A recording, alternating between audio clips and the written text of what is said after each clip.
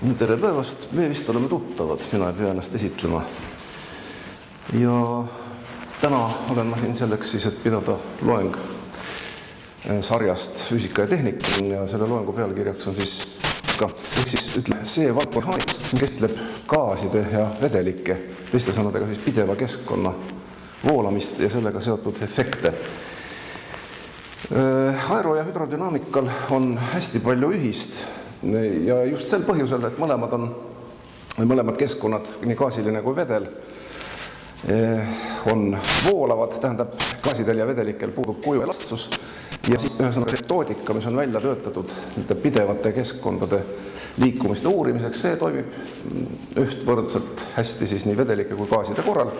On ka erinevusi, aga tänasel loengul põhiliselt käsitleme siis neid aspekte, mis neil ühist on ja niivõrd kuivõrd on nad rakendustega seotud ja olulisemaid rakendusi vaatame siis ka. Mille poolest siis pidevate keskkondade mehaanika erineb jäiga keha mehaanikast? Kui meil on mingisugune keha või masspunkt, siis meil on väga lihtne igal hetkel määrata tema koordinaate, mõõta tema kiirust näiteks, mõõta tema massi ja otse kohe saada näitused suurused, füüsikalised suurused nagu impulss, nagu kineetiline energia ja nii edasi ja nii edasi. Tähendab, jäigad kehad on meil hästi jälgitavad, nende asukoht on hästi määratav, mõõdetav ja selle taolise mehaanika jaoks on siis kehtimas meil Newtoni seadused, mitmesugused muud, ja mida me kõik hästi teame. Küsimus on, kuidas käituda juhul, kui jälgitav, kui tegemist on pideva voolava keskkonnaga, mis sageli on ka veel täiesti nähtamatu, nagu õhk näiteks. Kuidas moodi siis käituda? No siis me peame otsima füüsikalisi suurusi, mida me nende gaaside vedelike kohta saame rakendada.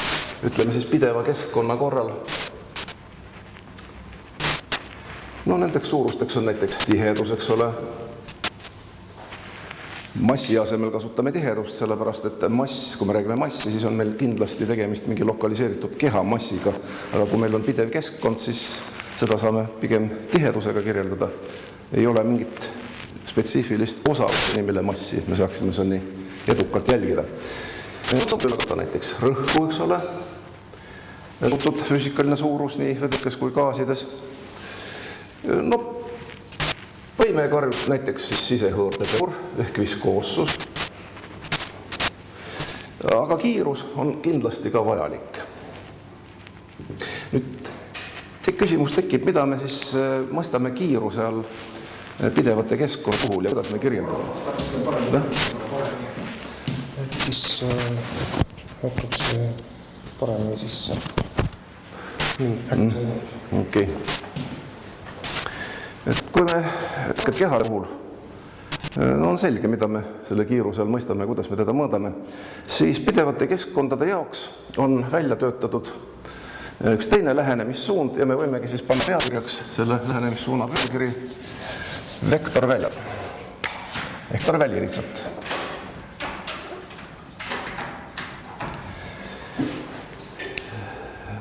Pidevate keskkondade liikumise kirjeldamiseks kasutatakse siis vektorvälja meetodit. Kõigepealt definitsioon. Matemaatikud ütlevad, et kui meil mingis ruumi piirkonnas on kõigile ruumi punktidele seatud vastavusse mingi vektor, siis selles piirkonna on meil defineeritud vektorväli. Vektorvälja me nimetame üheseks, juhul kui igale ruumipunktile vastab üks ja ainult üks vektor. Meie füüsika seisukohalt meid huvitavad just nimelt ühesed väljad, sest füüsikalised suurused on üheselt määratud. Ja ka kiirus on vektor, järelikult siis selle asemel, et jälgida mingi üksiku keha liikumist, pideva keskkonna korral me mõõdame gaasi või vedeliku liikumiskiirust mingisuguses punktis. Seda me oskame teha, selleks meil meetodid on olemas, neid on väga palju. Ja kui me siis igas mõõdetud punktis seame selle vastava kiiruse selle punktiga vastavusse, siis me ju tegelikult defineerimegi vektorvälja. Tähendab siis, näiteks kui me mõõdame tuule kiirust Eesti erinevates punktides ja tuule suunda ja kui me siis selles punktis paneme selle suuna ja suuruse paika, siis me võime öelda ka, et me oleme kaardistanud ühe vektorvälja, antud juhul siis kiiruste välja. Ja just kiiruste väli on see oluline vektorvälja liik, mida pideva keskkonna füüsikas, mehaanikas kasutatakse. Järgmine pealkiri oleks vektorvälja graafiline kujutamine.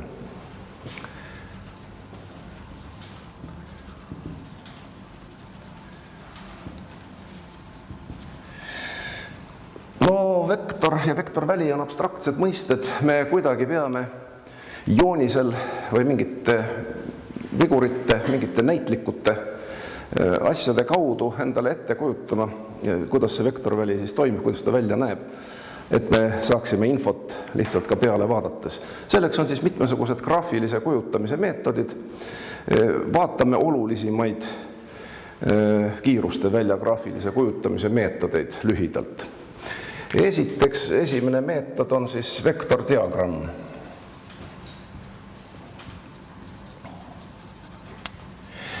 Vektordiagramm, näitena võtame vedeliku voolamise torus, kus arvestatakse ka hõõrdumisega, toru lõige ja ühesõnaga siis me märgime siia sisse kiiruse vektorid, mille suund ja ka omavaheline pikkus, näiteks siis suhteline pikkus üksteise suhtes, iseloomustab neid vektoreid. Suund ja suurus on peale märgitud. Näiteks siis sõnaga laminaarne voolamine torus. Mis see laminaarne on, sinna me veel jõuame.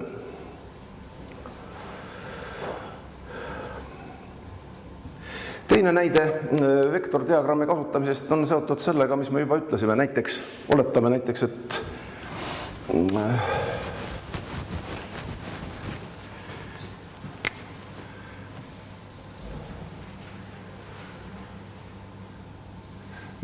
oletame, et see on nüüd siis näiteks Eesti mandri osa siin.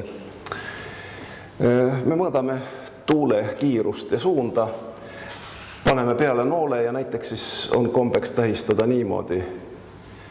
Näiteks siin võib olla tuul hoopis teistmoodi.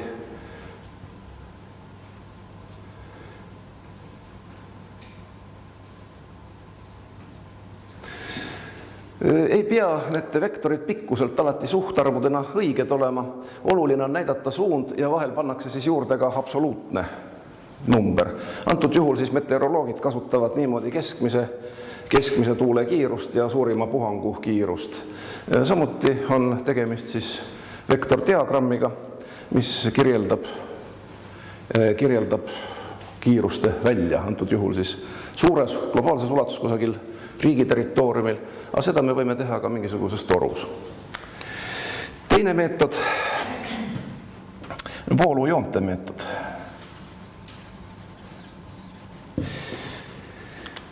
Voolujoonte meetod omab tähtsust ajalooliselt just selle tõttu, et voolujooni on võimalik visualiseerida. Näiteks lastes suitsujugasid voolavasse õhku ja vaadates, kuidas need suitsujoad käituvad kohtumisel mingi takistusega. Vedelike puhul kasutatakse suitsujugade asemel siis värvitud vedelikke jugasid. Aga näitena võiks tuua siis näiteks autode katsetamise aerodünaamilises tunnelis. Ka autode kuju optimeeritakse võimalikult nii, et takistus oleks väike. Ja et jälgida, kuidas õhk käitub ümber auto voolamisel, selleks siis visualiseeritakse voolujooned sel teel, et lastakse peeni suitsujugasid voolavasse õhku, ütleme siis voolusuund on selline, ja jälgitakse siis nende voolujoonte käitumist. Veidi laiemas mõttes on voolujoon selline mõtteline joon, mille igas punktis puutujateks on kiirusvektorid. Tähendab siis nii, et kui ma nüüd abstraktselt ühe voolujoone joonistan kusagile, siis tähendab seda, et selle voolujoone igas punktis on kiirusvektorid puutujateks sellele voolujoonele. Nii et voolujoon esitab infot küll voolamise suuna kohta, kuid ei esita infot voolukiiruse kohta. Miks ta oluline on? Oluline on see voolujoonte meetod just nimelt selle visualisatsiooni tõttu ja veel selle tõttu, millest me ka kohe varsti räägime, erinevate voolamise tüüpide tõttu. Tähendab, ta võimaldab selgelt näha ära, mis hetkest alates voolamise iseloom muutub. Aga sellest natuke hiljem. Voolujooned. Kohe nüüd küsimus, kui vektorid on voolujoonte puutujateks, siis selline küsimus, kas on võimalik selline olukord, kus voolujooned lähevad nii?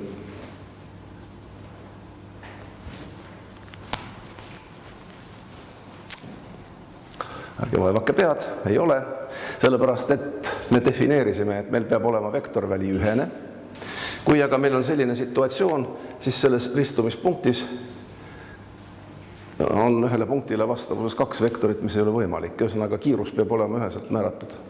Ei ole võimalik, et kiirus on ühtaegu ühesuunaline, ühtaegu teisesuunaline. Ühesõnaga, sellist asja meil olemas ei ole. Nii et voolujoonte siis üks omadus on, et nad ei lõiku. Küll aga ei keela miski neil näiteks suletud kõverat moodustada. See on lubatud. Nii, siis teine. Ja siis kolmas meetod, mida nüüd, see on siis sama kiirusjooned ehk isotahid.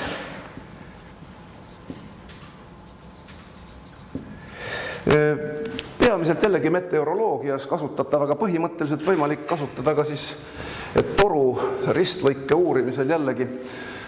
Aga sellisel juhul kasutatakse sedapidist ristlõiget. Ütleme, et see on siis toru nüüd sein. Tähendab aksemalt segi ajada. Ja siin sees on siis nii nimetatud need sama kiirusjooned, millele võib olla juurde kirjutatud siis ka absoluutne number, näiteks 5 meetrit sekundis, 10 meetrit sekundis ja nii edasi. Ühesõnaga, need on sama kiirusjooned ja meteoroloogias kasutatakse neid näiteks siis jugavoolude kiiruste jaotuste esitamiseks. Jugavoolud on teadupärast siis kõrgel atmosfääris hästi kiiresti liikuvad püsivad õhuvoolud, nagu jõed, nagu õhujõed võiks öelda siis. Aga nad on hästi püsivad, tihtipeale võivad siis püsida pool aastat näiteks või sõltuvalt aastaajast. Lennunduses väga olulised. Nii, nüüd ühe sõnaga ülevaade siis, et me alati nüüd ka edaspidi mõningaid neist meetoditest, peamiseltki siis voolujoonte ja vektordiagrammi meetodit kasutame. Aga järgmisena vaatame, mis saab sellisest olulisest füüsikaseadusest nagu Newtoni teine seadus näiteks pideva keskkonna korral.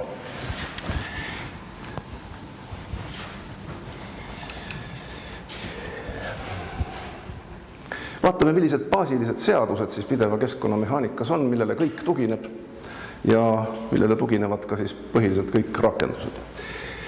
Vaatleme torus gaasi või vedeliku voolamist ja teeme paar piiravat eeldust. Esiteks siis, et tihedus on konstantne, tähendab, keskkond ei ole kokku surutav. Ja teiseks, puudub hõõrdumine. Viskoossus võrdub nulliga. Tähendab reaalset situatsiooni siis, et kui see hõõrdumine on nii väike, et me võime seda mitte arvestada antud mudeli raames. Sihukest olukorda pole olemas, kus hõõrdumine puudub. Aga ütleme, et me võime teda mitte arvestada. Asja selgituseks siis niimoodi. Olgu siin üks kolb. Kolvile mõjub jõud F. Aga siin pool kolbi, see on siis kolb, jah? Ristlõike pindala on, kolvi joonistame siis niimoodi, jah?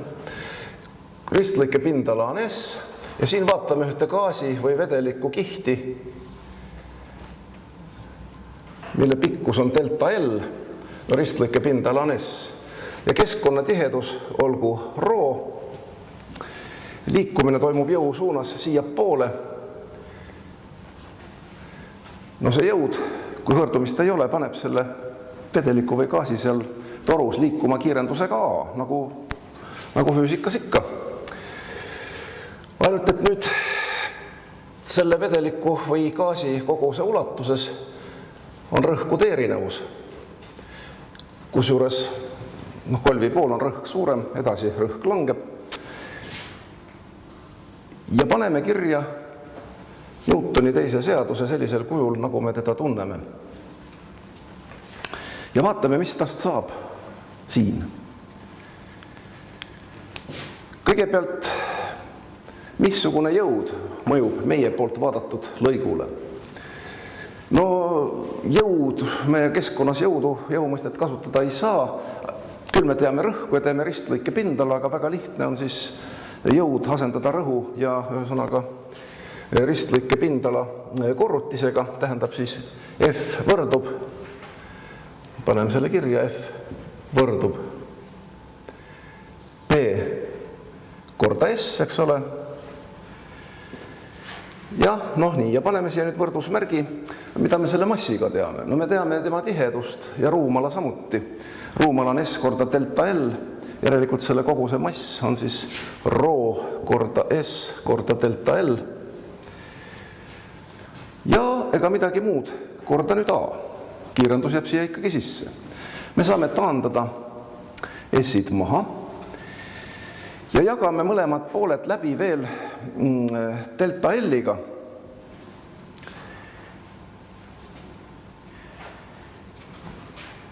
Selle B asemele kirjutame siiski delta B.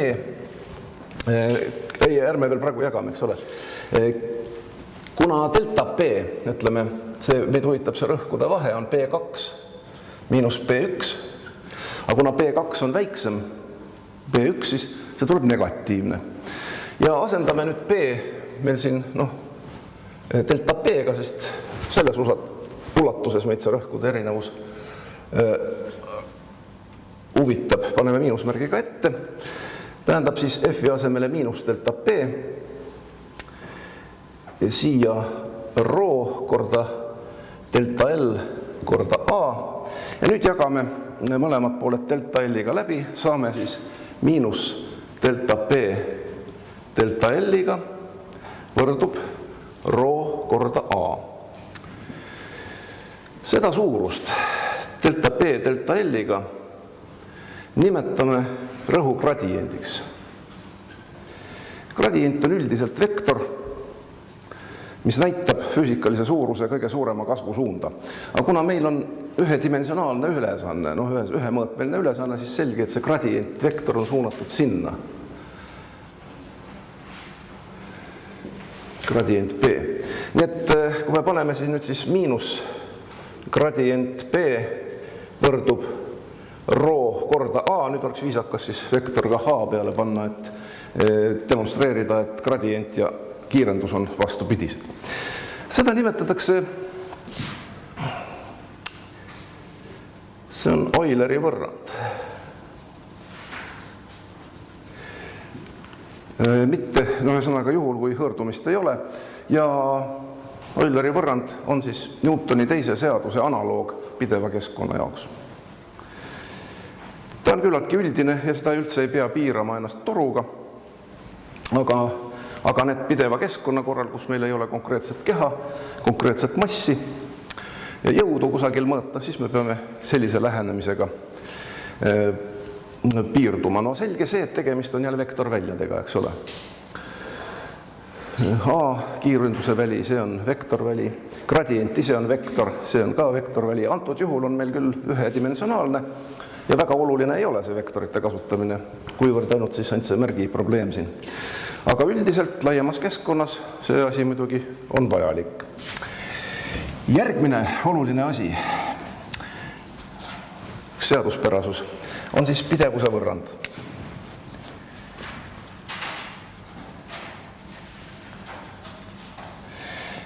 See on samadel eeldustel, mis meil olid juba kehtivad, tähendab siis, et mitte kokkusurutav keskkond ja hõõrdumise puudumine. Ja vaatame muutuva ristlõikega toru.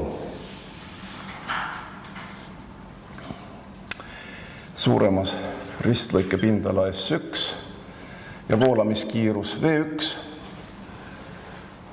Kuna hõõrdumist ei ole, siis kui me joonistame siin vektordiagrammi praegu, siis kõik voolavad ühe sama kiirusega V1, eks ole, kõik punktid, kõikides punktides on kiirus V1. Vektordiagramm peaks niimoodi välja nägema.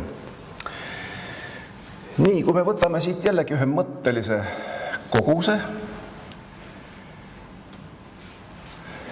ja paneme ühe ajaintervalli dt maha, mille jooksul see pind S1 nihkub L1 võrra. Kuna nüüd siin ristlõige läheb väiksemaks S2, siis seesama gaasi või vedeliku kogus peab ära mahtuma sellesse silindrisse pikkusega L2, kusjuures delta T jooksul see S2 pind nihkub L2 võrra. See rho on konstantne. Sellest jähtub, et seesama ruumala nüüd seal L1 korda S1 peab ära mahtuma siia L2 korda S2. Järelikult, kuna V1, suur V1 võrdub suure V2, need on need ruumalad, silindrite ruumalad, ehk siis teiste sõnadega S1 L1 võrdub S2 L2. Ja kui me need jagame läbi nüüd delta T-ga,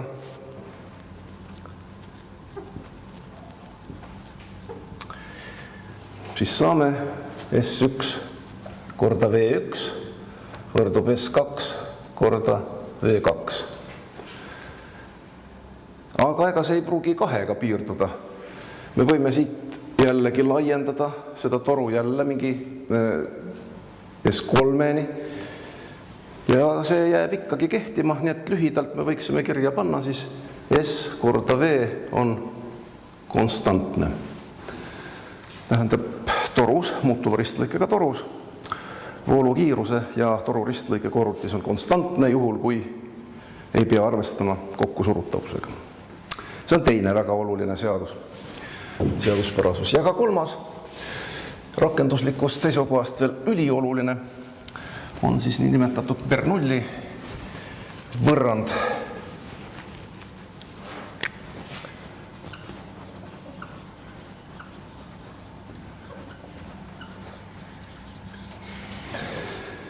No, 18. sajandi kusagil keskpaiku Daniel Bernoulli poolt katselisel teel saadud tulemus, mis küll on otsene järeldus Newtoni teisest seadusest. Aga Bernoulli seda ei teadnud ja meie vaatame seda just, ütleme sellest praktilisest seisukohast, kuidas tema seda tegi. Võtame jällegi ühe muutuva ristlõikega toru ja jällegi samadel eeldustel me võime ignoreerida hõõrdumist. Siin voolab siis kiirusega V1 keskkond, siin kiirusega V2, mis on suurem kui V1 muidugi. Ja meil on siin kaks mõõdikut. Üks mõõdik on siis toru otsaga voolu suunas, rõhumõõdik. Paneme talle siis PK1, miks just ka, varsti selgub. Ja ka teine rõhumõõdik, mis mõõdab rõhku risti suunas, PS1. Ja samad mõõdikud ka toru peenemasse otsa.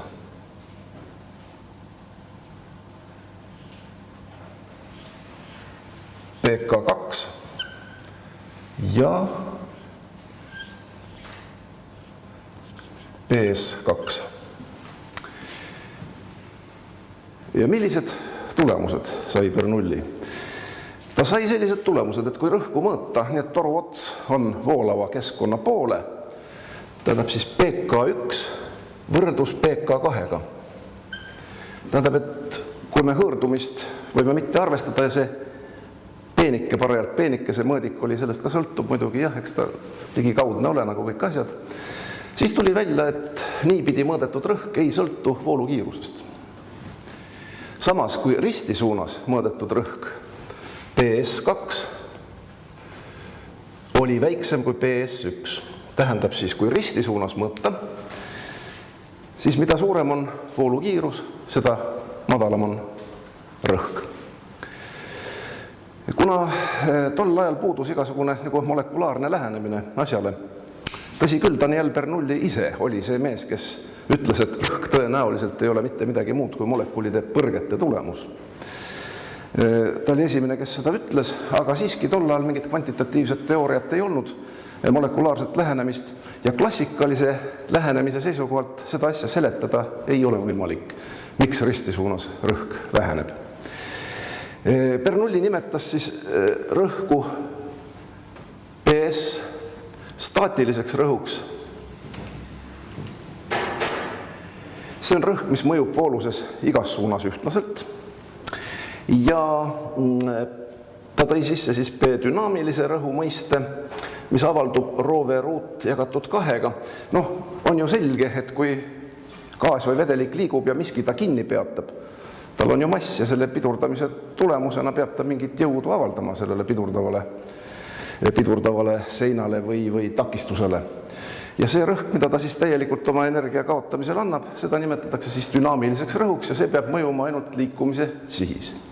Nüüd küsimus on, miks me siis ei registreeri seda dünaamilist rõhku niimoodi mõõtes ja Bernoulli seletas seda siis niimoodi, et P dünaamiline pluss P staatiline on siis P kogu ehk PK, et me mõõdame kogu rõhku ja kogu rõhk on konstantne. Niisiis, et dünaamilise ja staatilise rõhu summa on konstantne ja see on just see, mida me niimoodi otse mõõtes mõõdame. Sellepärast me ei saagi nagu olulist mitte midagi suurenemist. Aga samas, kui me mõõdame ristirõhku, siis me saame vähenemise. Klassikalisest on väga raske seda seletada klassikalise lähenemisega, aga molekulaarkineetilise teooria seisukohalt on tegelikult asi väga lihtne, see, miks ristisuunas rõhk väheneb. Vaatame ühte toru, milles üks ainuke molekul. Ja ülesanne olgu kahedimensionaalne, voolamine olgu selles suunas ja soojusliikumine olgu ristitasandis. Molekul pendeldab 2 seina vahel ja samal ajal ka liigub. Temperatuuriga on määratud molekuli see pendeldamise kiirus, liikumise kiirus. Nüüd, kui temperatuur on meil mingisugune väärtus, siis see molekul teeb siin selliseid liikumisi. Me võtame toru seinast ühe pinnatüki S ja me näeme, et ütleme sellele pinnatükile sellise voolamiskiiruse juures see molekul põrkas 3 korda. Tähendab, 3 korda antis oma impulssi üle. Aga nüüd, kui me voolamise kiirust suurendame ja temperatuuri jätame samaks, tähendab, pendeldamise kiirus jääb samaks, ja suurendame temperatuuri, nii, siis palun väga praegu 3 asemel põrkab ta näiteks ainult 1 kord sinna vastu, annab seda impulssi üle.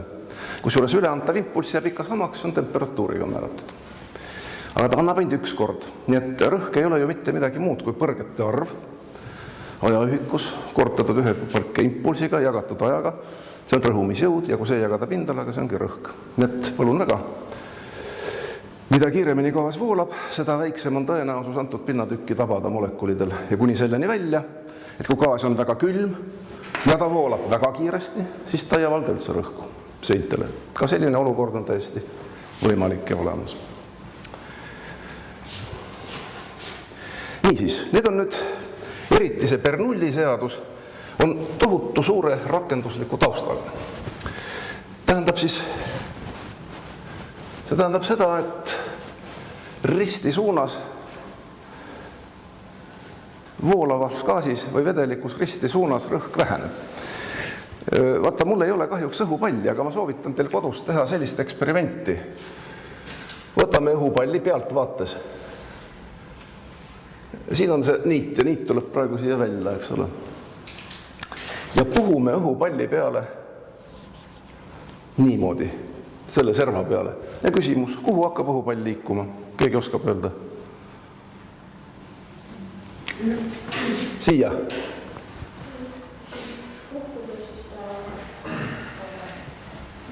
Läheb kõrvale. Sinna, kas ma joonistasin õieti? Sinna kanti. proovige järgi, te eksite, ei lähe. Kas ta läheb siis siia? Just nimelt siia tuleb ette, õhujoasse tuleb ette. Jah, sellepärast, et siit me puhume, siit ei puhu. Siin rõhk väheneb ja see on kogu lendamise põhimõte tegelikult. Kogu lendamise põhimõte. Lennundus baseerubki puhtalt ainult siis Bernoulli seaduse sellele küljele, et risti suunas vooluga rõhk väheneb, staatiline rõhk väheneb ja see ongi kogu lendamise tegelikult siis põhimõte. Selle juurde tuleme veel tagasi, aga praegu siiamaani me pole veel hõõrdumisest rääkinud. Mis asi see on? Võtame nüüd selle ka. Mis pagana asi see hõõrdumine on? Iseenesest nagu täiesti arusaadav asi, et miski ilma hõõrdumiseta, takistuseta ei toimu. Ka hõõrdumise käsitlemisel on kaks lähenemist. Esiteks siis see klassikaline teooria vaatleb siis gaasi või vedelikku koosnevana mingitest liikuvatest kihtidest. Nagu, see on jällegi puhtalt kujuteldav asi, sest pidev keskkond, seda saab ainult tinglikult kihtideks jagada. Oletame siis näiteks, et meil on üks mingisugune tahke pind, mille peal voolab vedelik või gaas ja me vaatleme neid siis erinevate kihtidena.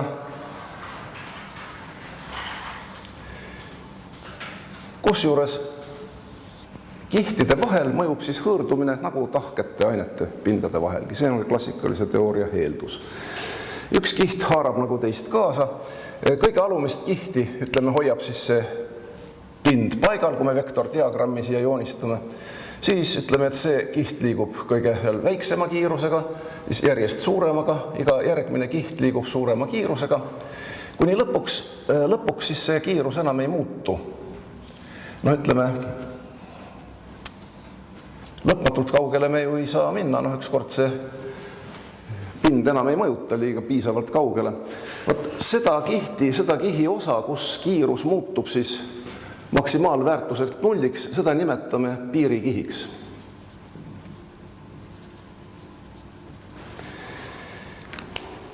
Kui suur reaalselt siis piirikiht on? Väga palju oleneb pinnast, voolamise iseloomust.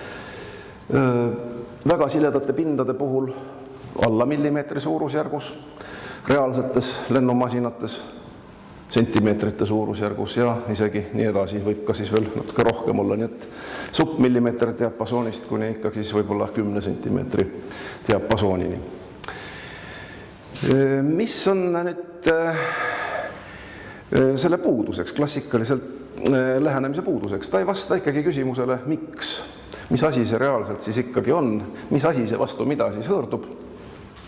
See asi jääb lahtiseks ja siis molekulaarne lähenemine.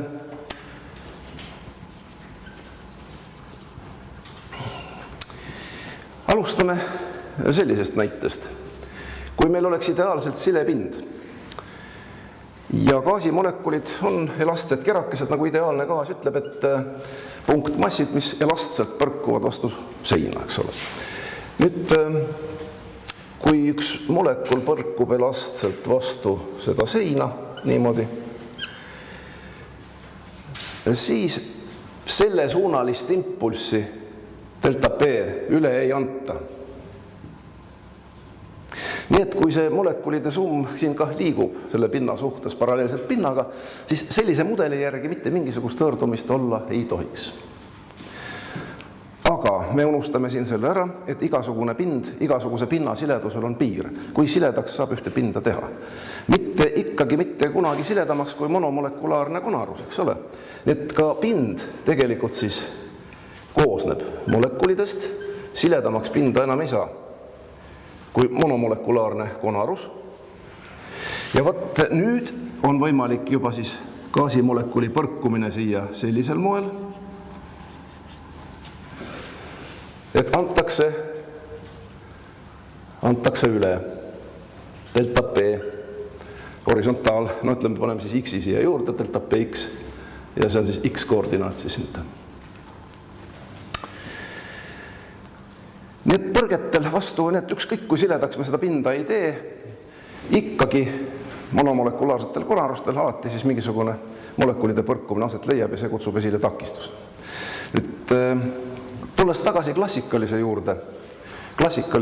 mudeli juurde, et konarused üldjuhul on ikkagi suuremad kui monomolekulaarsed, nad on ikkagi makroskoopilised. Ja nüüd siis oletame siis näiteks nüüd makroskoopilisest seisukohast, oletame, et siin on mingisugune sedasorti konarus, mis sunnib voolusel, gaasi või vedeliku voolusel järsult suunda muutuma. Võt nüüd ükskõik kui sile see pind ei ole, igal juhul see pind aeglustab voolamist ja varem või hiljem jääb see vool pinna lähedal seisma ja selle kohta öeldakse, et toimub piirikihi eraldumine. Mis tähendab piirikihi eraldumine? Vaatame kõigepealt täiesti siledat, makroskoopilises mõttes siledat pinda. Ühesõnaga voolamine toimub, joonistan siin voolujooned. Mingil hetkel see hõõrdumise tõttu aeglustatakse, kuna kuskilt energiat juurde ei saa, sest kihid ei segune ja seda alumist kihti pidevalt pind aeglustab, energiat juurde ei saa, ta kaotab oma liikumise ja sellisel juhul tekivad keerised ja piirikiht hakkab eralduma. Seda nimetatakse piirikihi eraldumiseks. Piirikihi eraldumine kujutab endast täiendavat takistust, sellepärast need eralduvad keerised lisavad nagu lisatakistuse sellele pinnale. Siin enne ei olnud, siin oli voolamine, aga nüüd hakkavad siit tõusma mingisugused keerised, mis siit voolamisele tekitavad täiendavat takistust. Ühesõnaga see eraldunud keeris teeks seda keha nagu paksemaks ja suuremaks. Nii et voolul on tendents eralduda pinnast igal juhul hõõrdumise tagajärjel. Nüüd, kui seal on makroskoopilisi konarusi, mis sunnivad järsku suunda muutma. Tähendab, ükski voolusse ei taha järsku suunda muuta teravalt 180 kraadi tagasi. Sujuvalt veel kuidagi kannatab välja, aga teravalt muutmist ta ei talu hästi ja see kutsub esile jällegi piirikihi eraldumise, mis tähendabki seda, et makroskoopilised konarused kiirendavad piirikihi eraldumist ja seetõttu suurendavad takistust. See on siis makrokonarus, jah. Nüüd, kui me ei taha, et gaas sealt voolaks, siis teeme ta tee hästi teravaks, kiiresti suunda muudaks ja kui me tahame, et gaas voolaks, siis me peame võimalikult sujuvalt gaasi liikumisteekonda või vedeliku liikumisteekonda muutma. Niisiis hõõrdumine on nagu kahesugune asi. Ühest küljest vastastik mõju pinnaga, täitsa puhtmolekulaarne, ja teisest küljest siis makrokonaruste olemasolu, mis rikuvad seda voolamise struktuuri, tekitavad keeriste pilved ja need keeriste pilved ise kujutavad siis takistust, kuna nad on seotud selle kehaga, sealt nad tulevad nagu keerisjälge ja öeldaksegi selle kohta keerisjälg, keha poolt tekitatud keerisjälg. Hõõrdumisest pääsu ei ole ja rakenduslikust seisukohast üritame siis alati minimiseerida, aga siin on üks suur aga. Siin on üks suur aga. Nimelt häda on selles, et voolamist on kahte liiki. Nüüd tuleme siis tagasi selle juurde, mis me juba korra mainisime. Võibki pealkirjaks panna kahte liiki voolamine. Seotud on see asi just nimelt hõõrdumisega, hõõrdetakistusega. Pandi tähele siis sellist asja uuringutes, täiesti praktilistes uuringutes. Et kui voolukiirust suurendada, kõigepealt visualiseerime näiteks voolujoontena voolamise ja nimetame seda voolamist, kus voolujooned korralikult üksteise kõrval säilivad, nimetame siis laminaarseks voolamiseks. laminaarne voolamine. Nüüd kiiruse suurenedes, näiteks toru kitsenedes, pandi tähele siis sellist asja, et need voolujooned küll võisid siia alguses nagu sisse minna ilusti, nende tihedus suurenes, eks ole, kiirus suurenes, aga mingil hetkel pöörati kõik need voolujooned segamini. Ühesõnaga, enam ei olnud jälgitavad need suitsujoad, voolamine muidugi jätkus, aga selliste keeriste kujul. Seda siis hakati nimetama turbulentseks voolamiseks. Ja tähendab see siis seda, et voolamisel tekivad keerised, mis segunevad ja segavad kogu seda voolust läbi. Me võime küll seda voolust iseloomustada mingite keskmiste kiirustega ja ka rakendada vektorvälja meetodit. Seda keegi ei sega, kuid ei ole võimalik enam selliseid visualiseeritud voolujooni kasutada, sest need pööratakse siis keeriste poolt segamini. Detailne analüüs näitas, et tegemist on siis keeristega, keeriselise voolamisega, mis selle segamini peksab, selle laminaarse voolamise. Laminaarne voolamine kujutab suuremat takistust turbulentne voolamine on suurema takistusega kui laminaarne. Tähendab, et kui keha liigub õhus laminaarses režiimis, tähendab voolamine ümber keha, siis tema takistus on võrdeline kiiruse esimese astmega. Ja turbulentse voolamise korral on takistus võrdeline kiiruse ruuduga. Aga siin on üks aga, see on üks väga suur aga. Paradoks võib tunduda. Mitte igasugune konarus ei tähenda takistuse suurenemist, vaid mõningad sorti konarused võivad tähendada takistuse vähenemist. Te teate, mis mäng on golf? Niisugused paksud onud pankurid löövad niisugust palli hästi kaugele. Ja aga kas te ka seda teate, et sile pall lendab vähem kui krobeline pall? Seda ei ole kuulnud, jah? Vot, nüüd siin on nüüd asi selles. Nagu ma ütlesin, voolus võib väsida pinna peal. Ja kui ta on laminaarne, siis kui alumine kiht väsib, et ütleme, siis on hästi sile golfipall nüüd. Siit õhk voolab laminaarselt üle, takistusi, no tõesõnaga ta on hästi sile, aga ta ikkagi väsib lihtsalt selle molekulaarse hõõrdumise tõttu ta väsib. Siin mingil hetkel leiab aset siis see õhuvoolu eraldumine ja tekib selline keerisjälg. Nüüd, mitte suvalise krobelisusega, kuid mingit kindla krobelisuse pinnaga golfipall, nagu nad on. Need pinna krobelisused toimivad turbulisaatoritena. Turbulisaator on siis midagi taolist, piirikihti vaadates, et laminaarne piirikiht näeb siis välja midagi taolist.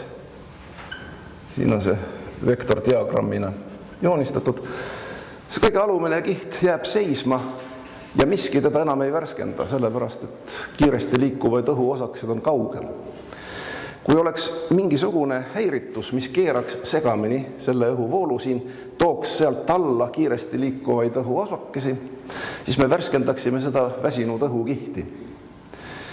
Ja teatud sorti konarused võivadki siis toimida turbulisaatoritena, see on siis laminaarne piirikiht.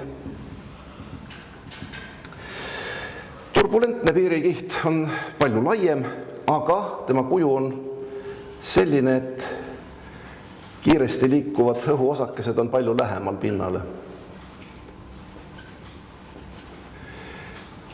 Siin on nüüd keskmised vektorid muidugi, siin käivad keerised sees ja tegelik voolamine on seal väga keerukas. See on siis turbulentne piirikiht. Ja nüüd, kui me suudame osavasti turbuliseerida selle piirikihi, siis ta säilib siin pinna lähedal kauem ja eraldub hoopis hiljem. Ja ühesõnaga, seal on niisugused augukesed vist pinna peal või niisugused golfipallil. Need on katsetuste teel muidugi välja vaadatud, missugune kõige paremini töötab. Aga piirikihi eraldumine leiab aset siis hoopis hiljem ja see keerisjälg on väiksem. Ja tulebki välja siis selline paradoksaalne asi, et sileasi võib suuremat takistust lõppkokkuvõttes omada kui krobeline asi. Seda nii lihtne ei ole öelda, et milline krobelisus peab olema, see on väga peen asi igas situatsioonis. Erinev, kuid niinimetatud turbulisaatorite kasutamine lennunduses väga laialt levinud. Just võitluseks selle vastu, et laminaarses režiimis õhuvool ei eralduks pinnalt, sest kui ta eraldub lennukitiivalt see õhuvool, siis võib juhtuda, et lennukitiib kaotab tõstejõu või siis aerodünaamilised juhtpinnad kaotavad oma efektiivsuse juhtimiseks. See oli... Golfis ei kasutada neid? Kuidas? Golfis ei kasutada neid siledaid palle? Ei, golfis on jah, seal on mingisugused spetsiifilised õnarusekesed ja ei ole. Et golfis on ikka, et mida kaugemale lendab ja taotletakse võimalikult kaugemale lendamist. Nii. Nüüd takistusega seoses veel siis üks praktiline asi. Enne kui nüüd natukene lähme muude rakenduste juurde, vaatame ühte rakendust, mida mitte inimkond, vaid vana jumal ise on teinud. See on üks väga huvitav ja õpetlik koht. Vaatame laminaarset voolamist. See on siis suhteliselt väikestel kiirustel, väikestes läbimõõduga torudes.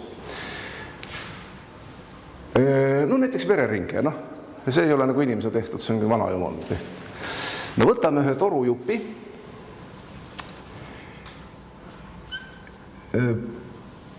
mille läbimõõt, no ütleme raadius on R, pikkus on L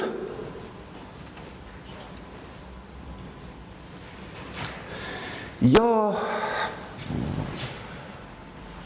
P1, P2 rõhud. Selle rõhkude mõjul siis vedelik või gaas voolab selles torus ja on ka takistus, hõõrdumine on olemas. Mingi sisehõõrdetegur, mida iseloomustame siis sisehõõrdeteguriga eta, mille ühikuks on siis Pascal korda sekund. Ehk praksist mäletate veel või? Kunagi sai määrata sihukest asja, Pascal korda sekund. Vedeliku sisehõõrdetegur ja gaasi oma. Nii, ilma tuletamata ma ütlen, et selle asja kirjeldamiseks on siis niinimetatud Poiseuille valem, mis määrab voolukiiruse delta V, delta T. No selle ühikuks on siis kuupmeetrit sekundis, jah. Voolu hulk läbi selle toru sõltuvuses rõhkude vahest, toru pikkusest, toru läbimõõdust. Ja see valem näeb välja selline. Pi kaheksandikku, see on delta P, see on rõhkude vahe, seal üleval. No väga sarnane elektriga, jah. See on nagu potentsiaalide vahe, eks ole. All on siis sisehõõrdetegur.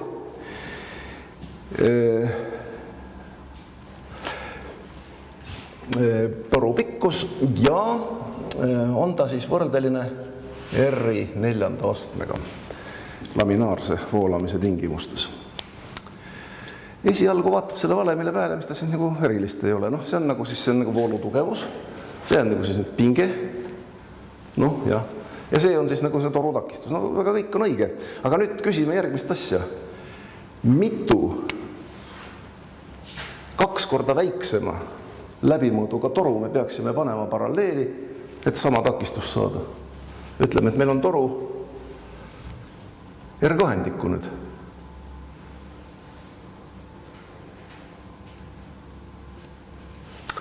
Palju me peaksime panema neid paralleeli, et sama takistust saada?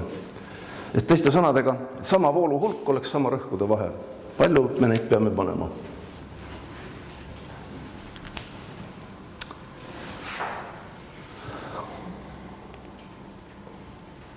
Oskab keegi öelda?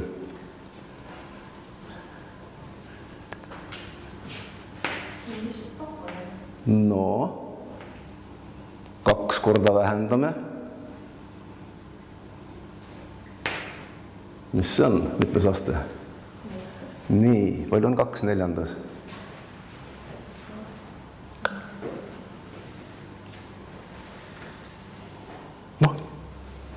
2/4. Korrutame. 2 teises on kui palju? 2 × 24. 2/3. 8 ja 2/4. 16. Nii. Hämmastav tulemus, ei mahu pähe, eks ole.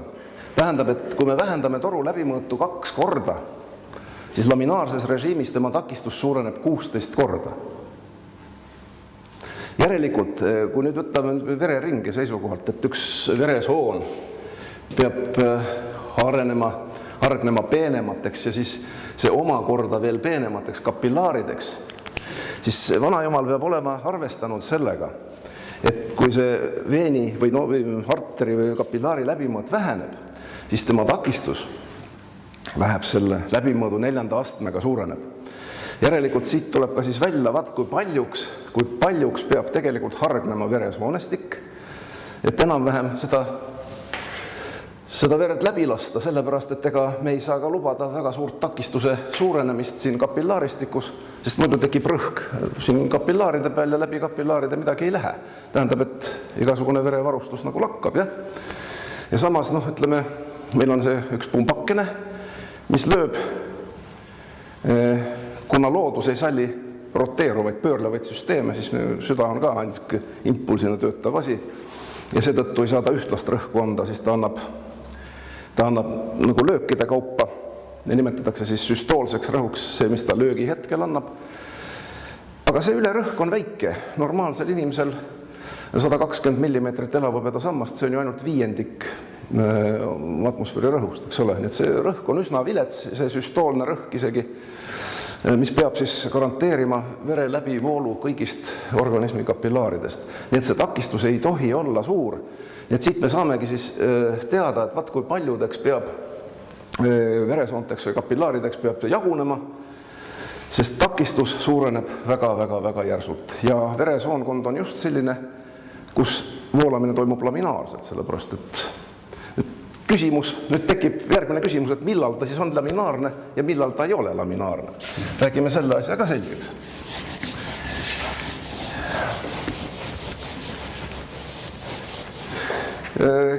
Voolamise iseloomu muutumiseks kasutatakse siis niinimetatud Reynoldsi arvu mõistet.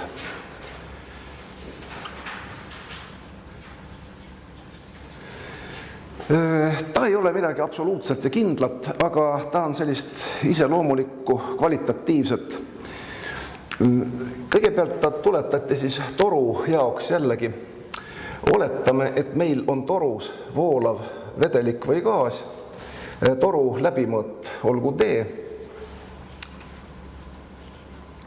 Ja vaatleme ühte mõttelist osa, kus silindri kõrgus on samuti D.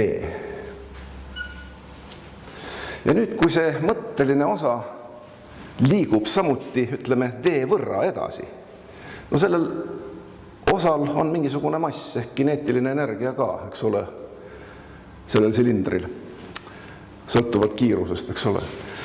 Ta liigub edasi sellesama D võrra. Ütleme siis, kui ta on edasi liikunud D võrra, siis ta oma osa kineetilist energiat kaotab hõõrdumise tagajärjel toruseintega. Nii et siin on tema kineetiline energia, näiteks V kineetiline miinus delta V kineetiline. Nüüd Reynoldsi arv defineeritaksegi siis järgmiselt. R võrdub see V kineetiline jagatud selle delta V kineetilisega, mis hõõrdumise peale läheb siis, paneme sulgudes hõõrde kadu. Nihkumisel tema enda mõõtmete võrra edasi. Seda nimetatakse siis Reynoldsi arvuks ja eksisteerib siis niinimetatud kriitiline Reynoldsi arv, millest alates voolamise iseloom enam-vähem kindlalt hakkab muutuma. Just enam-vähem, see ei ole väga täpne see asi. Toru jaoks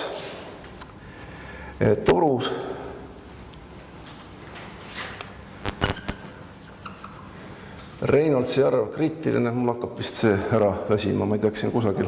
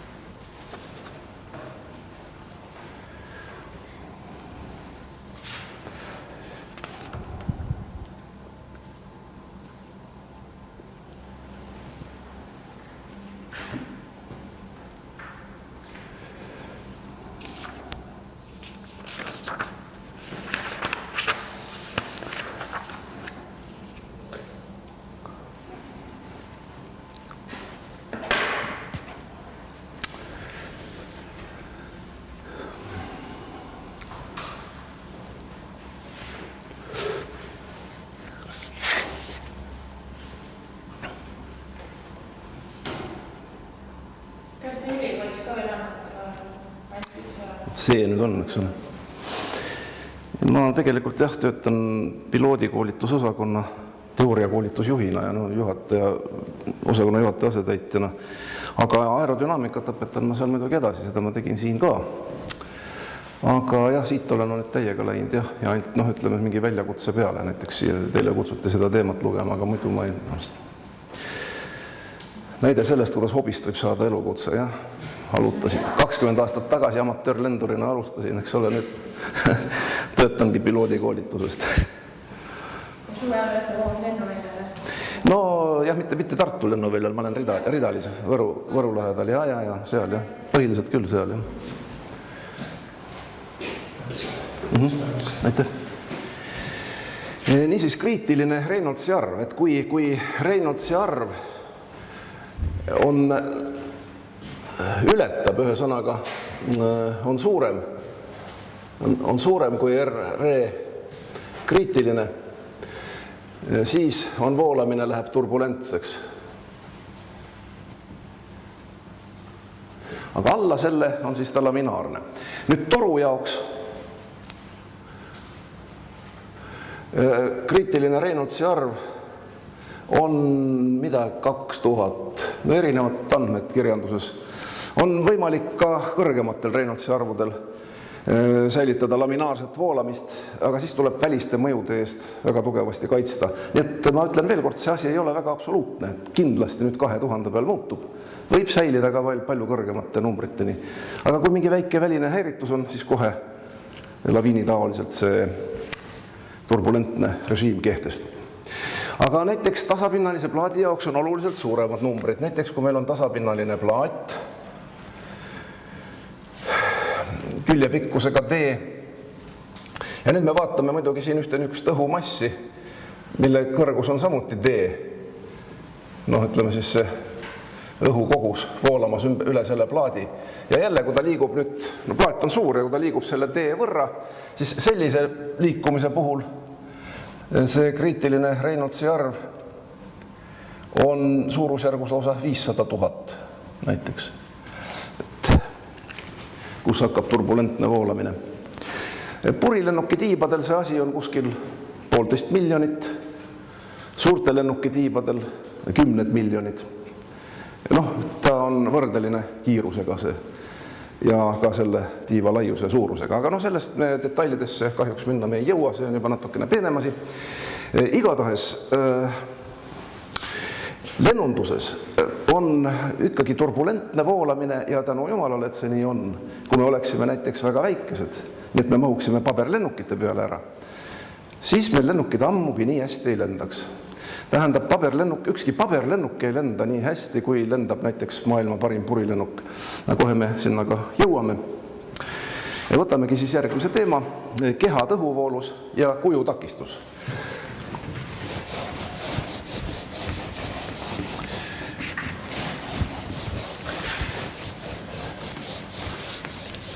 Mis takistus see kujutakistus siis on? Me rääkisime nüüd hõõrdetakistusest ja nii edasi.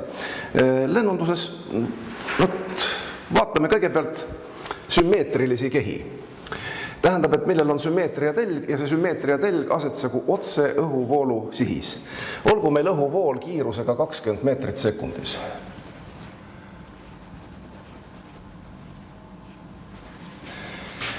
Võtame kõigepealt ühe sellise keha.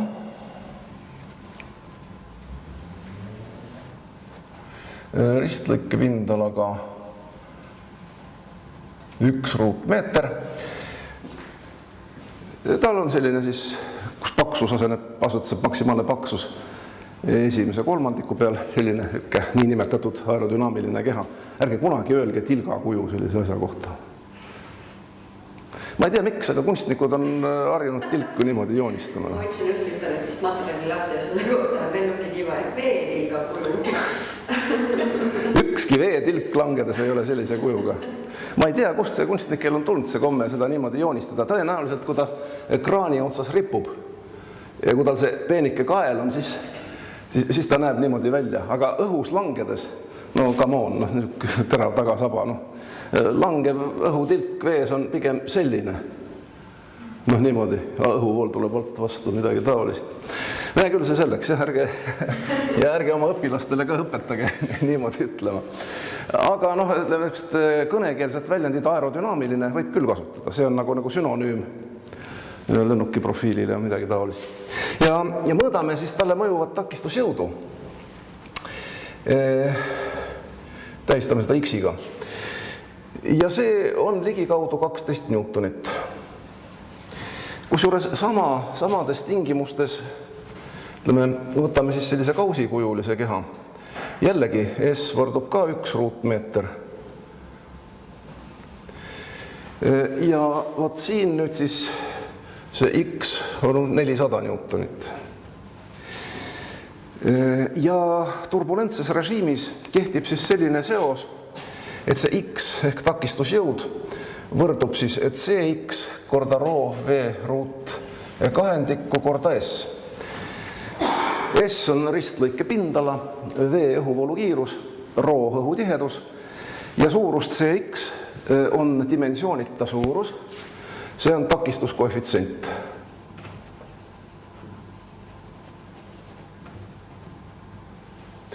Takistuskoefitsient, näete, mis neis on? Ristlõike pindalad on samad, õhuvoolu kiirus on sama, kõik muud parameetrid on samad, aga takistusjõudude erinevus on meeletu. Millest see sõltub? Sõltub keha kujust ja takistuskoefitsient iseloomustabki keha kuju ja siit ka siis rakendused otse kohe. Kui meil on vaja väga väikest takistust, siis me eelistame selliseid kujusid. Kõik veeloomade kujud ka kipuvad sinna kanti olema, delfiinid ja merilõvid ja mis nad on ja lennukitiivad ja kõik. Ja teisest küljest, kui meil on vaja väga suurt takistust, siis me valime sellise õõnsa kuju, langevarjud näiteks, eks ole. Tähendab siis, keha makroskoopilise kujuga saab samasuguse pinnatöötluse juures, samasuguse ristlõike pinna, sama õhuvoolu kiiruse juures meeletult suurt takistuste erinevust. Ja see on ka lennunduse seisukohalt siis jällegi väga oluline. Nüüd loobume nüüd sellest sümmeetria nõudest. Praegu meil sümmeetria telg asetses õhu voolamise sihis, nii et see jõud, mida me mõõdame, on ainult õhuvoolu sihiline. Tegelik elu on siis natukene keerukam. Kui me paneme mingi suvalise keha õhuvoolu, noh, las see õhuvool siin praegu olla, asümmeetrilise keha,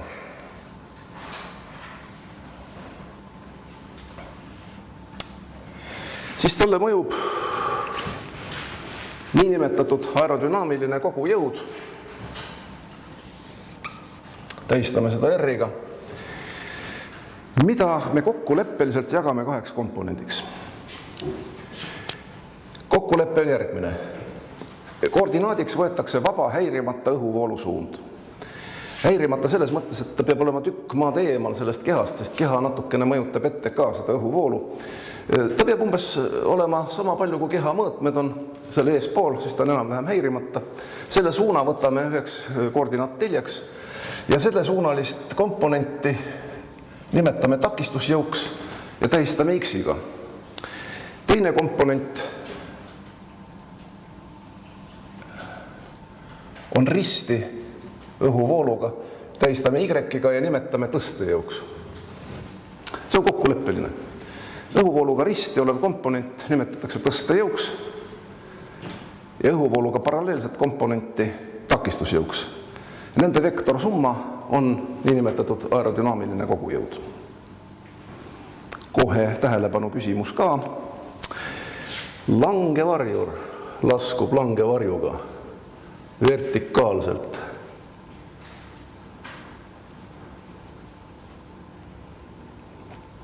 Otse alla. Kuhu tõstejõud mõjub?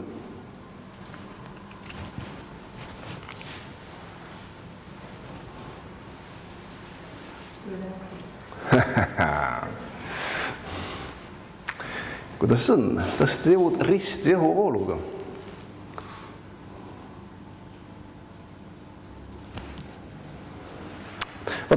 See on ka näide ja soovitan teil seda, kui kunagi edasi õpetate, seda näidet alati kasutada õpilaste juures. See on nende mõtte inertsi surmamiseks väga hea.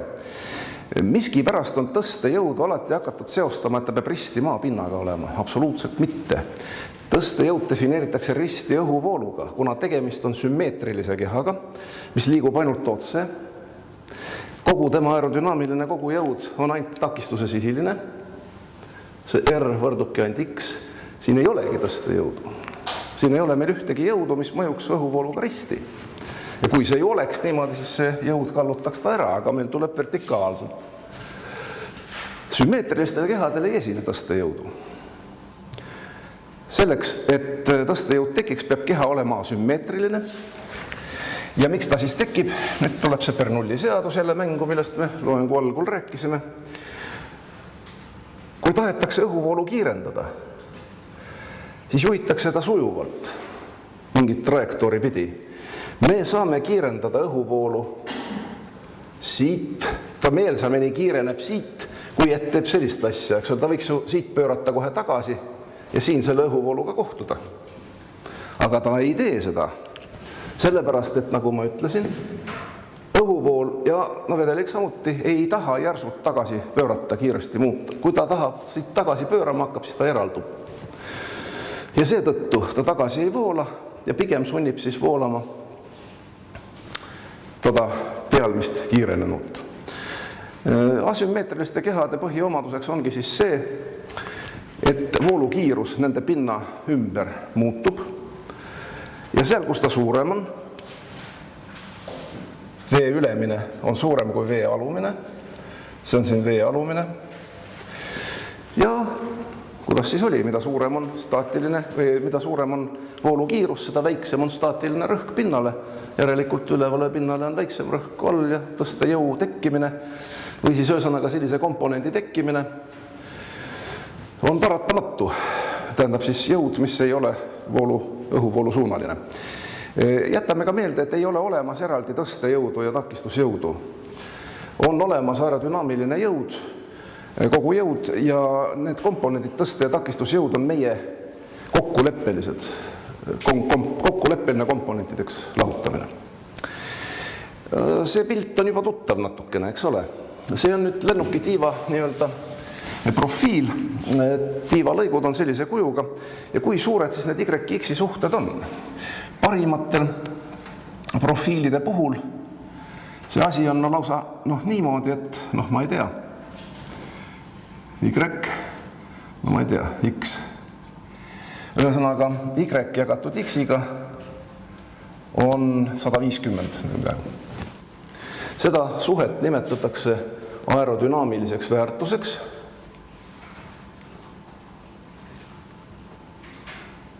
Ja profiilide aerodünaamilised väärtused ulatuvad 150 kanti.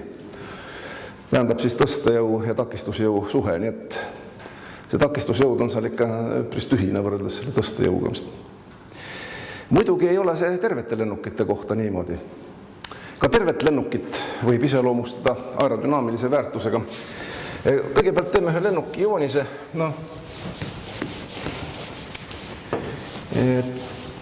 Mis jõud siis lennukile üldse mõjuvad? Ütleme lennuk.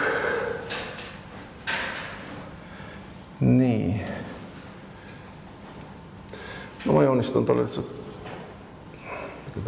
keerukamaks ja nende raskuskese on siin, ütleme, RK. Siia mõjub raskusjõud, tähistame teda G-ga, et ta selle mõjul alla ei kukuks, see peab siis tõstejõud, peab ta kompenseerima. Ja siit tulebki siis nüüd see laialt levinud väärarusaam, et tõstejõud peab alati üles mõjuma. Horisontaallennus küll, jah, aga lennukil on väga palju lennurežiime ja seal kaugeltki, mitte ainult tõstejõud ei pruugi ülespoole mõjuda. Nii et siis tõstejõud peab seda kompenseerima, Y, ja tingimuseks on Y võrdub G-ga. Nüüd takistusjõud.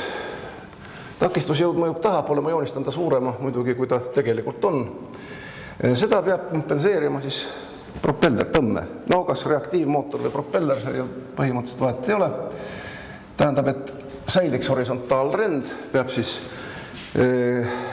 tõstejõud võrduma lennuki raskusjõuga ja tõmme peab võrduma lennuki takistusjõuga. See on horisontaallennu kriteerium. Nüüd ka lennukite puhul räägitakse aerodünaamilisest väärtusest. See siis tema tõste- ja takistusjõu suhe või siis võib ka öelda tema kaalu. Seda raskusjõudu me võime kaaluga praegu täiesti võrdsustada, sest ta toetab õhu peal, eks ole. Kaalu ja siis tõmbe, vajaliku tõmbesuhe. Nii et lennukite puhul see K on samuti siis Y jagatud X-iga. Lennuki puhul ta nii ilusaid tulemusi ei anna, aga need tulemused on siiski ka üle mõistuse vahvad maailma parimatel purilennukitel. 70 ja pluss tähendab siis seda ka, et ta 1 kilomeetri kõrguselt võib 70 kilomeetri kaugusele lauelda vaikses õhus. Suured reisilennukid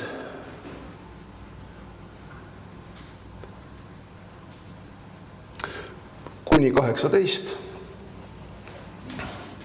Ka see on ju suure lennuki kohta ikka väga hea tulemus. Ja siis ütleme tiibvarjud näiteks. Mis need on? Olete näinud, Karlssoniks kutsutakse siuke suur nagu langevarju moodi asi, mootor selja peal, eks ole, niimoodi plöriseb ringi. Et kui see mootor nagu välja lülitada ja ta ise lauglema, siis see aerodünaamiline väärtus on sinna 7 kanti, 7-8. Ja nii edasi. Ühesõnaga nagu kõige väiksemad ja kõige paremad lennukid on siis 70 lauglemisomadused. Siis ütlema, et mitte ühelgi pabervaresel ei, pigem see pabervaresed ja need mudelid kisuvad sinna kanti, aga mitte sinna. See tähendabki seda, et me oleme siis oma suuruse tõttu sellises Reynoldsi arvus, et meie lennukid lendavad ikka turbulentses režiimis, värskendavad oma piirikihti ja me saame ilusaid aerodünaamilisi väärtusi. Aga näiteks, kui me oleksime nii väiksed, et peaksime nende paberlennukitega lendama, siis tõste- ja takistusjõu suhet kuigi nii head ei saa. Sest siin on nüüd paradoks selles, et ühest küljest me ütlesime, et laminaarses piirikihis on takistus väiksem. Aga tõstejõud on ka väiksem. Ja lisaks siis see piirikihi eraldumine kiirem, et miski ei värskendada, nii et laminaarsel voolamisel on suur hulk puudusi võrreldes turbulentsega. Nii et tegelikult on nii-öelda jumal tänatud, et me nii suured oleme ja meie lennukid on niisuguses Reynoldsi arvude piirkonnas, et nad lendavad nii hästi. Siin nad seda ei teeks. Nüüd veel rakendustest. Lennuki tiib tekitab tõstejõudu, jah. Aga tegelikult siinsamas seesama tiib, sama põhimõttega töötavad siis ka kõik propellerid. Propelleri laba ei ole mitte midagi muud kui pöörlev tiib. Veel üks viktoriini küsimus.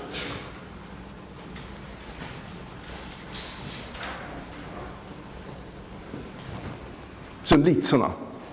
Kust kohalt tuleks poolitada? Kus on 2 sõna? Heli ja kopter. Helikopter. Kui hobistatakse.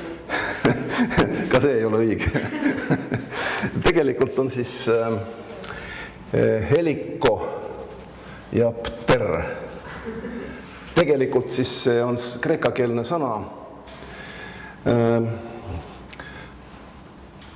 pteron, mis tähendab tiiba, ja heliko tähendab pöörlane. Heliko, pteron. Aga muidugi jah, kopter, eks ole, sõna kopter on jällegi täiesti laiast kasutuses, inglise keeles on chopper öeldakse ja eesti keeles on ka kopter ja meil oli see firma Kopter Line ja täiesti ametlikult on sõna kopter. Aga see on viga, sest poolitaja heliko on pöörlema ja pteron, tiib, pöörlev tiib. Nii et tegelikult võib iga propelleri laba vaadelda täpselt samuti lennuki tiivana, nagu tiivanagi, tema tekitatud tõstejõud või siis see veojõud on täpselt sarnase sama päritoluga. Näitame seda siis ka, mismoodi see on. Teeme ühe niisuguse suure joonise, nagu lennuki ninas on propelleri niisugune detail, mida nimetatakse spinneriks. Ja nüüd vaatame siis ühte propelleri laba elementi. Propelleri laba element on siis vaatame propeller pealtvaates, et lõikame siit välja ühe sellise väikse sektsiooni, millel on mingi, see on siis laba element. Ja paneme selle siis otsast vaates selle laba elemendi siia. ta on mingi seatenurga all, otsast vaatame. Ta pöörleb, olgu ta pöörelgu nii, et see nüüd läheb allapoole, parema käe pöörlemine. Ühesõnaga, tema pöörlemise tõttu tekib õhuvool. See on siis õhuvool pöörlemise tõttu.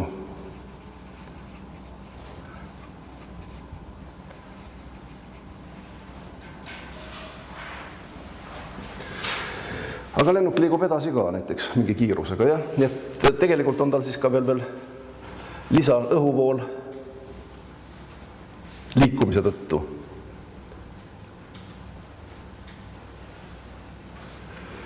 No ta paneb ise õhu liikuma ja ise ka liigub õhu suhtes, et tekib mingisugune summaarne edasi liikuv õhuvool ka. Ja summaarne õhuvool, noh, on nende kahe vektorsumma. See on siis summaarne õhuvool.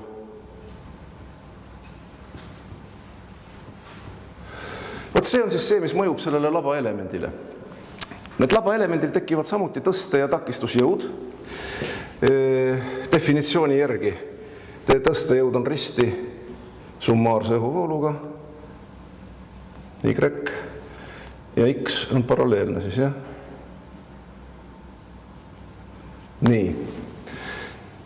Nii et nüüd pöörleva propelleri labaelemendil tõste- ja takistusjõud on niisuguse asendiga.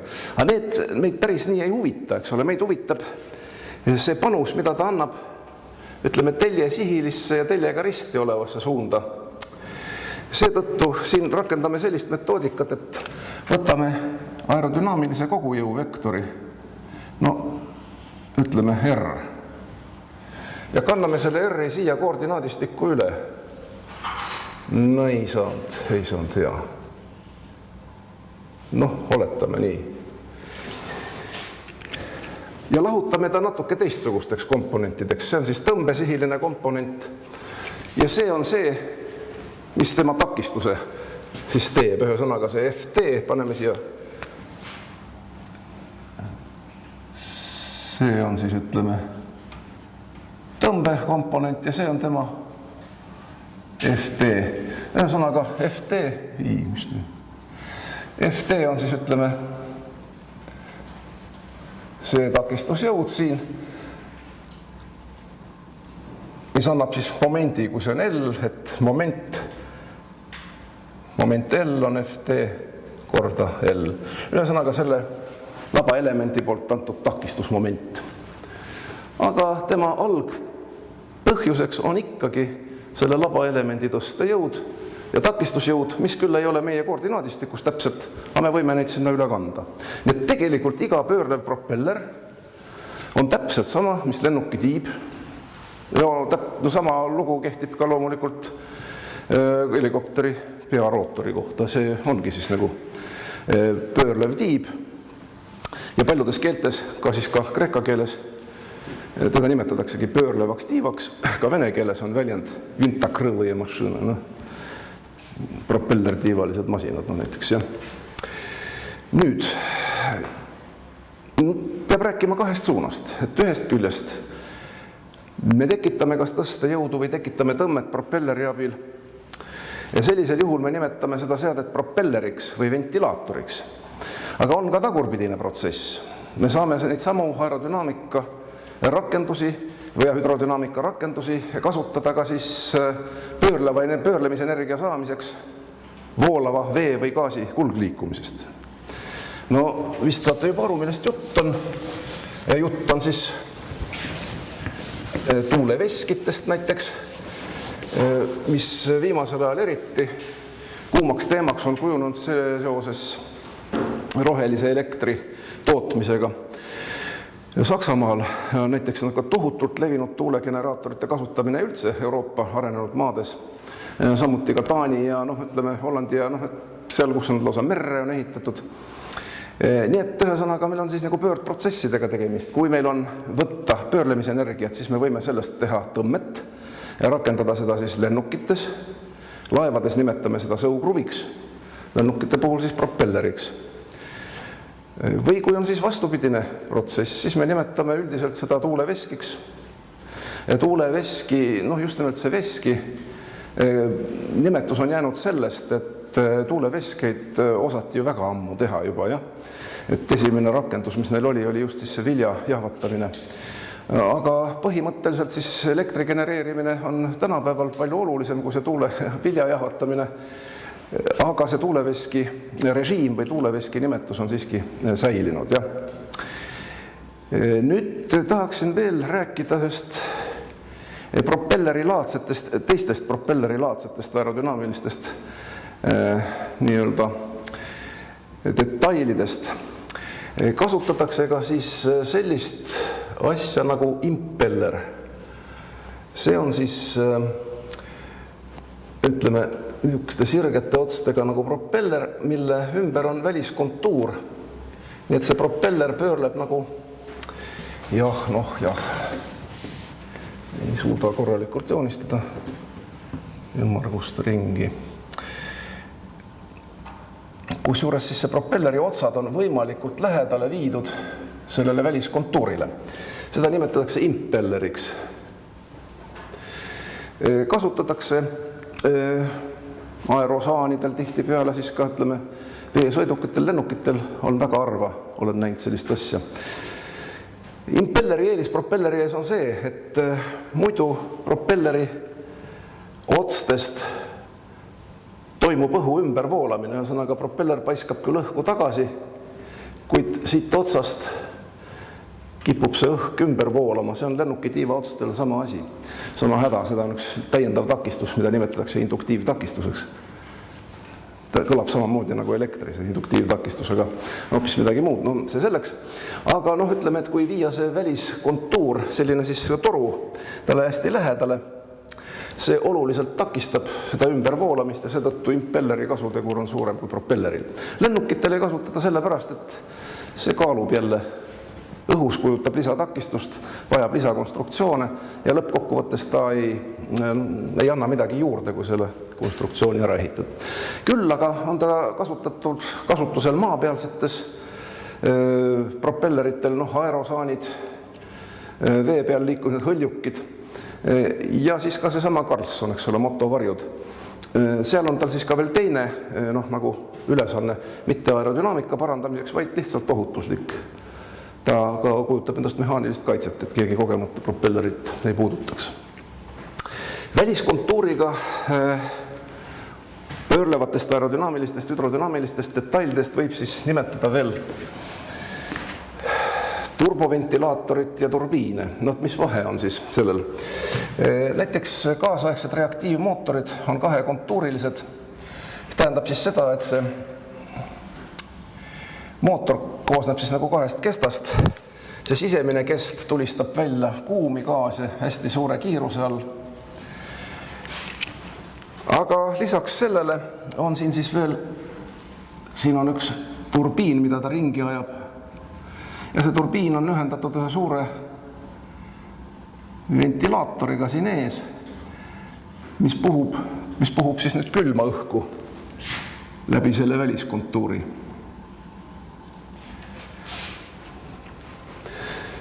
Nii et siis reaktiivjoas on üks turbiin, mida aetakse ringi ja see ajab omakorda ringi seda ventilaatorit, mis puhub seda külma õhku üle selle reaktiivmootori. Seda nimetatakse siis turboventilaatoriks.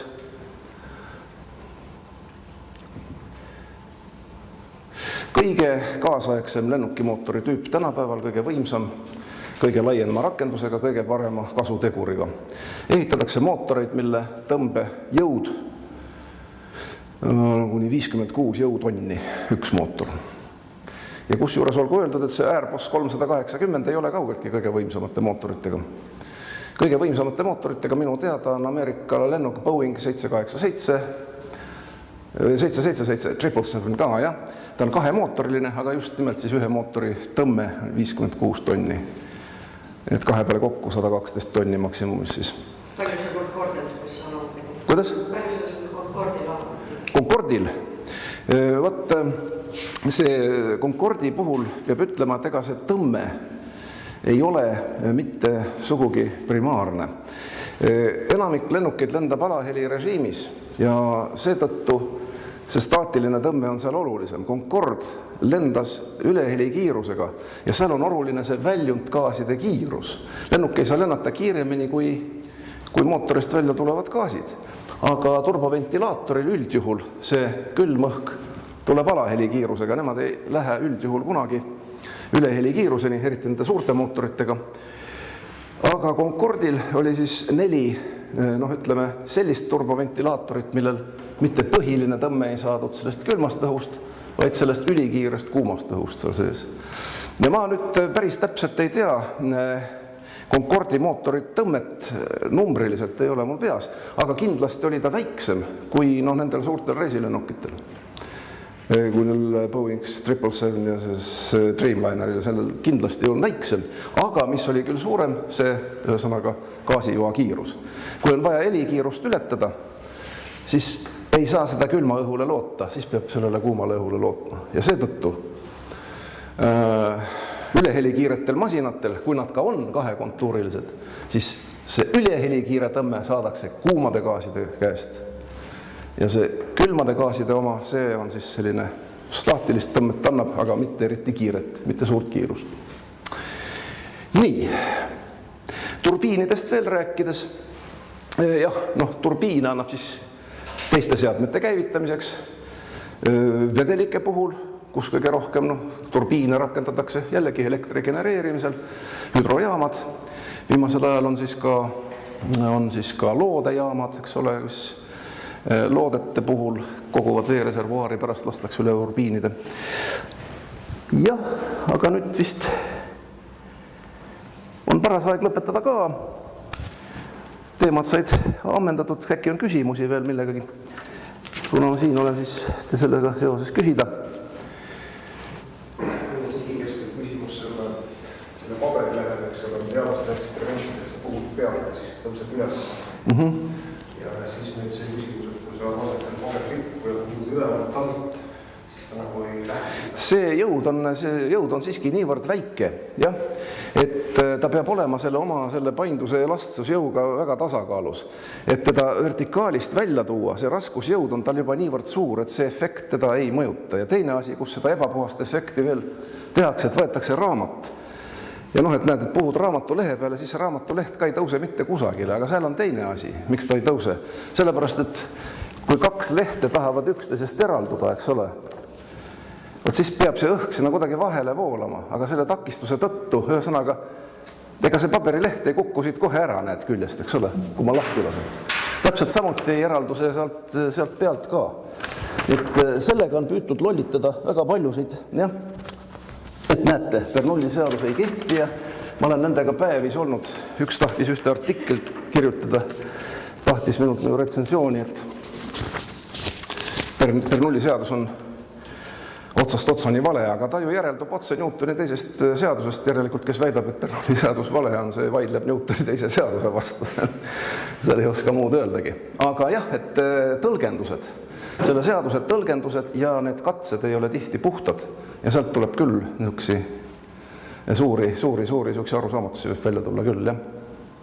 Aga kõige rohkem parem seda katset teha on täis puhutud õhupall, riputada näo ette ja nüüd puhuda ühelt poolt mööda ja siis teiselt poolt mööda. Ja väga selgelt, mitte ta isegi ei lähe eest ära, vaid ta tuleb otse näo ette, kohe selle õhujoa ette tuleb. See on kõige efektsem demonstratsioon selle õhurõhu vähenemise kohta on see täispuhutud õhupall. Minu kogemus ütleb, raamatulehed ja nendega võib alt minna, jah. Seal võib kõrvalefekte esineda, mida. See on puhtalt raskusjõuline efekt, miks ta ei tõuse. Aga niimoodi, ta on niivõrd tasakaalus praegu, et ega ta praegu ka ei pruugi hästi. Ega ta ei pruugi see hästi töötada üldse, see painutatud lehegaasi ka. Aga soovitan proovige õhupalliga, see töötab raudselt hästi. Kuna on see liigne teema, kui teadusel, kes liigne käib, siis nende käest liides seda tüüpist ei teada, mis seda peab vastu.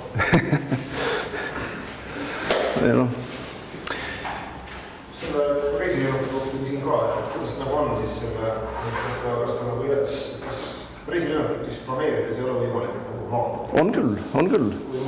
On küll, seda on tehtud, tähendab muidugi jah, ütleme, et päris iga piloot võib-olla sellega ei tule toime, aga no esiteks peab olema koht. Teda ei maanda, reisilennukit ei maanda igale poole, ta on põllu peale naljalt ikka tervelt ei tule. Aga kui ta mingisugusele lennuväljale jõuab või suur autotee või no seda on tehtud, kütus on otsa saanud. See nagu vertikaalne kiirus. No ei, no tal on väärtus on, ütleme, kui ta on 17-18, tähendab, et kilomeetri pealt tal on veel 18 kilomeetrit minna, kiirusega umbes 400 kilti tunnis. Ja kui tal siis ühesõnaga veel õigel kõrgusel nüüd oma tiivamehhanisatsioonid ja kõik õieti kiirust korjab, simulaatorite peal treenitakse seda muidugi. Vanasti, kui simulaatorid ei olnud, see oli see küll väga juhuse asi, aga praegu võib iga piloot. See ei ole kohustus välja osa. Ma arvan, et on. Ilma mootorita maandumine, ma arvan, et on kohustuslik. Mis peale Ei, suurtega ka. Aga no siis peab olema koht, kuhu minna. Kui ikka, no see on tuntud ju teada, kui kilogrammide asemel tangiti naeltes kütust ja poole tee peal sai otsa, eks ole, ja siis nad maandasid ikka maha jäetud lennuvälja peal täiesti tervelt. Ilma mootorita, jah. Okei.